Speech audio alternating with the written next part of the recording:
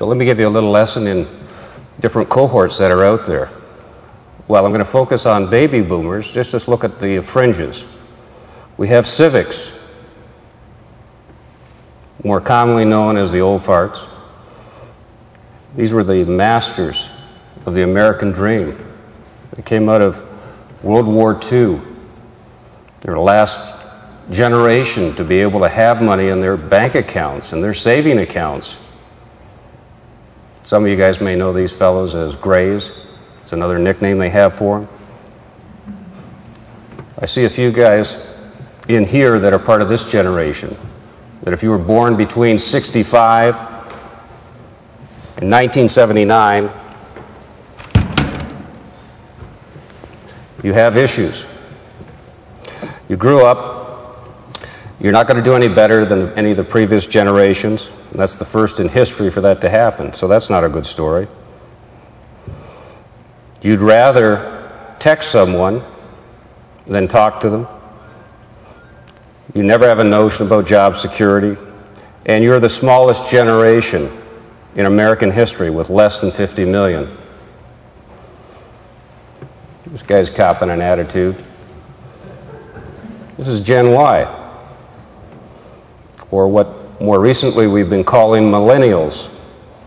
So these are kids that are 1980 to 2000. Do we have any of young individuals in this room, a part of this crowd? One person? Great. You obviously don't cop that attitude. I know that. But this is the largest generation in American history. There's over 100 million of what we like to call young pups. Half were raised by divorced parents, 33% live with a single parent, 75% have working mothers, and 95% plus connect routinely, daily, minute by minute to some form of social networking site. You can't have a conversation with these people. You can be driving in the same car and you've got to text them in the back seat for them to answer you. I don't get it. So let's talk about this crowd, because this is the focus of this presentation, the baby boomers. Most of us in this room fit this category. You're born between 46 and 64. In America, it's the largest generation with 75 million plus. We're optimistic people. We love opportunity. We came through two-parent households. We have a connection to a lot of, deep-rooted traditions of religion and family and culture.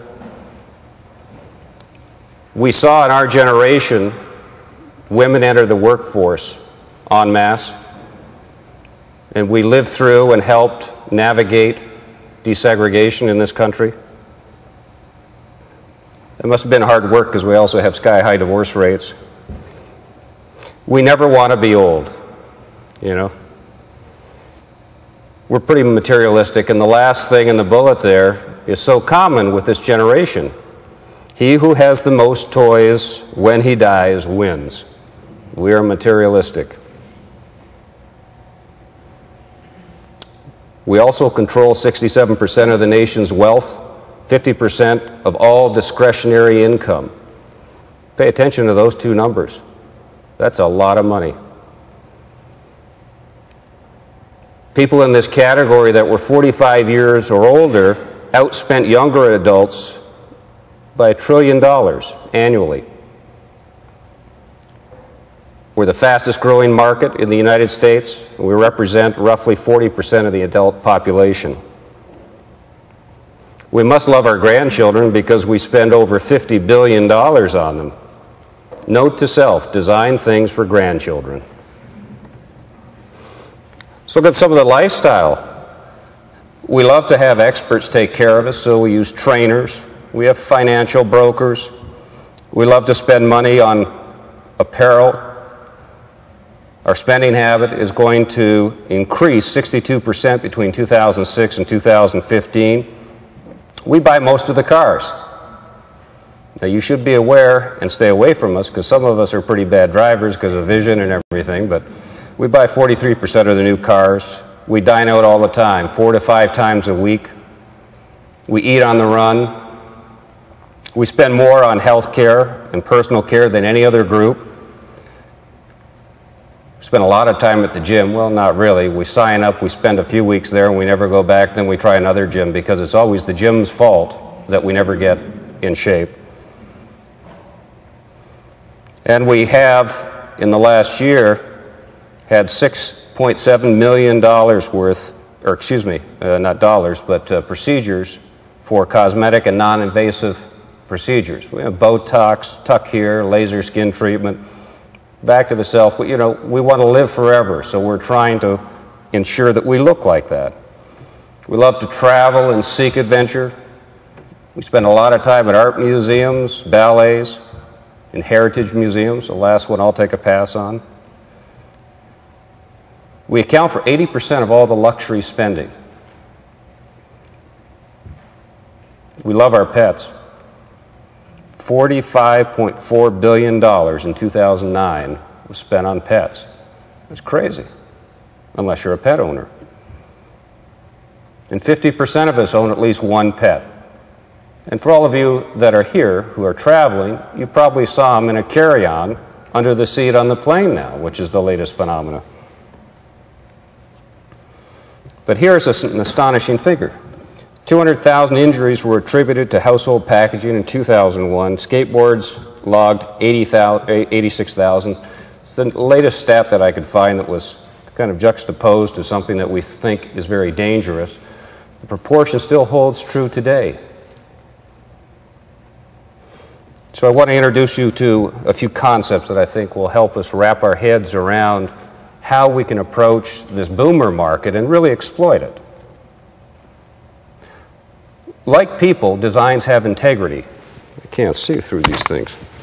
Cripes. So when you see a product, you know whether it's a good or bad product, right?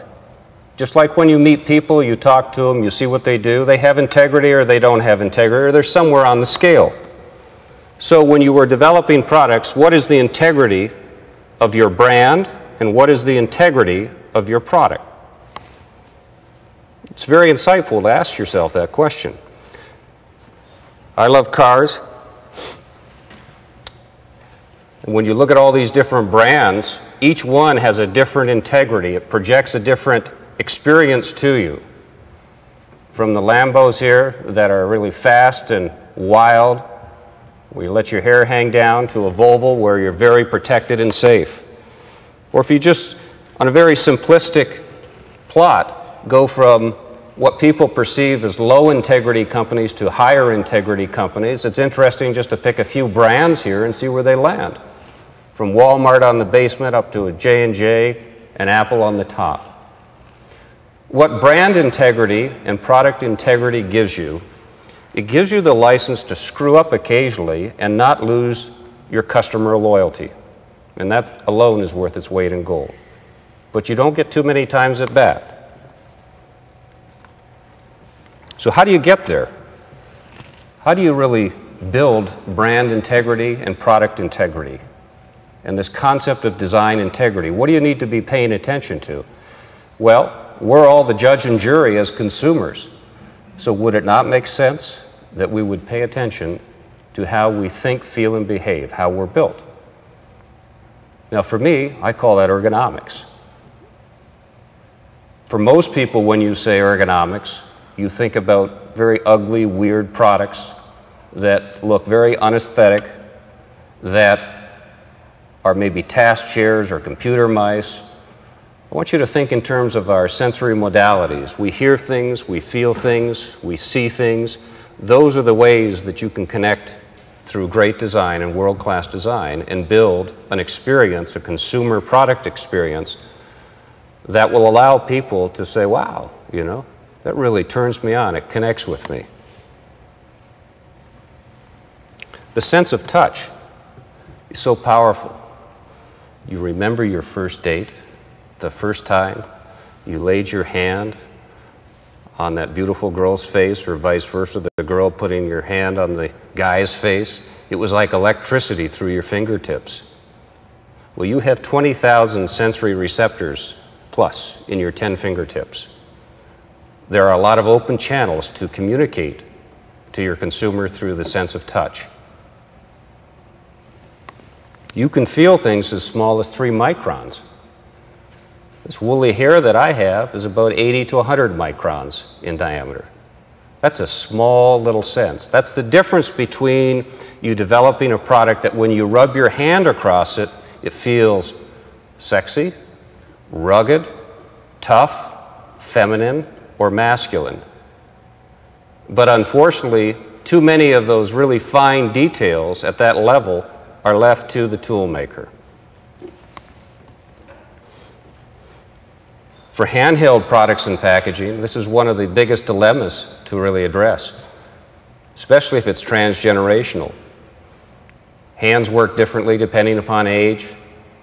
The two on the left and on the right behave very similarly, but for different reasons. Kids, as they're learning up until the age, depending upon their maturation from kind of age 6, 7, 8, and 9, they can't put two motions together.